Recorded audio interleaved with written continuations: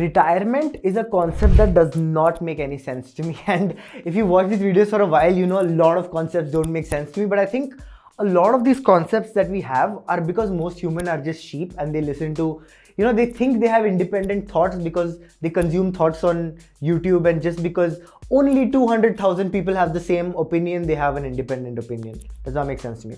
But this video is about the 3 reasons why you are probably never going to retire. Before I tell you the 3 reasons why you're never going to retire, I would like to understand why you want to retire. If you're someone who has the opinion that you want to retire, I'd really like to hear why that is the case, because in my logic, I feel the next step after retirement is death, because you don't really do anything after retirement. So are you essentially just waiting for death? And if so, why don't you just... But I truly don't get why people want to stop working.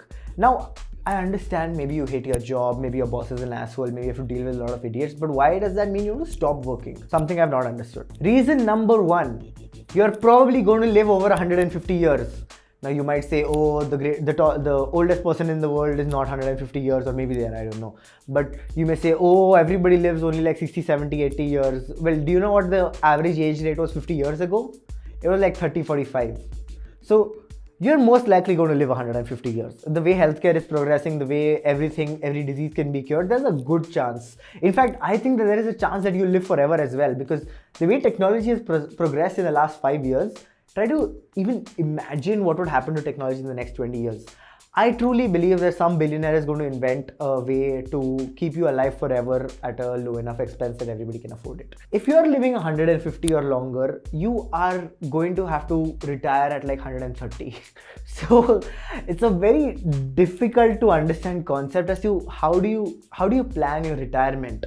If you're 70 years old and aging has still not been solved, and you feel maybe I'll live another 20 years, so let me retire now. What if aging is solved in those 20 years? What if you plan to retire at 70 and then you realize that, okay, I need to come out of retirement at 130 because I don't have money to support myself.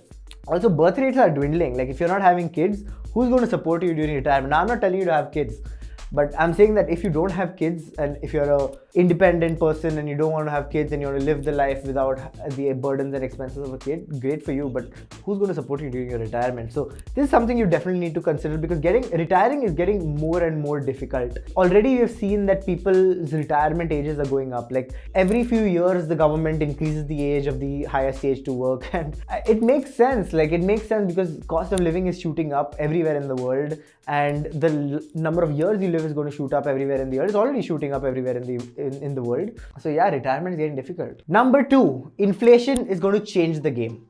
Now, I know a lot of people say that the US dollar is going to hyperinflate and $1 is going to be worth $1 million and things like that. Now, maybe they're right, maybe they're wrong, right? I don't have an opinion on that. But what I'm saying is that at some point of time, as inflation keeps going up, things are going to start looking a bit weird. I'm not a conspiracy theorist. I don't believe anything I read on the internet. But I don't think it's unlikely that the US dollar or all of our currencies, including the Indian rupee, will hyperinflate at some point of time. And we've seen this over and over again with ancient Greek civilizations, ancient Roman civilizations. All of the civilizations kind of ended because of hyperinflation. But it's something you need to be careful of. It's something you need to kind of keep in the back of your head that, if I'm storing all my money in Indian rupees or in any currency of the world, there is a chance that currency will devalue to zero. If you go with that mindset, it's basically impossible to retire, right? If you feel that all assets in the world are going to go to zero, which I truly do, it's very difficult for you to even consider retiring, because if more money is not coming in and you're spending more, it's just too scary for me. Number 3, the way you think about money is completely wrong. And this is not a mindset motivation type of video. The problem is that the way people work is completely wrong. Like I know there are college students who will save like 4,000 rupees every month so that, one day I can retire and this 4,000 will become 10 lakhs. Yes, but is the 10 lakhs going to be worth 10 lakhs? Or if you had invested this 4,000 rupees into some skill, you would be making 10 lakh rupees a month at that time. So the way people think about money in India is completely wrong. A lot of people ask me, why do you not save any money? And the answer is very simple. I invest in fact 100% of my money into learning skills. If I have any money left over, the next month I will spend it to learn a new skill, or if I'm not learning a new skill, I will be better at one of my existing skills. In fact, even these videos are something that I'm spending some amount of money and time on, and it is coming from basically my salary. Right? I could spend my money putting it in fixed deposits and mutual funds instead, but I'm deciding to put it on these videos. I'm deciding to invest in myself and take myself to the next level. Similarly, most people in India have a completely wrong saving-oriented mindset, and they only are playing at the delta. What that means is that, someone who's earning 25,000 rupees a month is only thinking about how he can earn 35,000 rupees a month, and someone who's earning 80,000 rupees a month is only thinking about how he can make 1 lakh a month. And what people don't realize is that jumping from 30,000 to 2 lakh rupees a month is probably easier than jumping from 30,000 to 45,000 rupees a month. Because jumping from 30,000 to 45,000 rupees a month requires a lot of hard work, dedication, passion, and being good to your boss and getting a promotion and showing up to office every day, wearing good clothes. But jumping from 30,000 to 2 lakh rupees a month just means you have to change the way you think. I'm not saying start a business, I'm not saying drop out of college and start a career. I'm saying that the way people who make 2 lakh rupees a month think and the way people who make 30,000 rupees a month think are completely different. And it's just a thinking difference that you have to have. It's not that you have to put in large amounts of effort, go to work every day, dress well and stuff like that. All in all, I don't understand the concept of retirement. I have no interest in retiring. I don't even think my grandparents are retired. I mean, they're doing some side hustles even now at like the age of 90. I feel, especially when I go to other countries such as Singapore, I see like 80-year-old women operating behind the cashier, and that actually makes me feel really nice.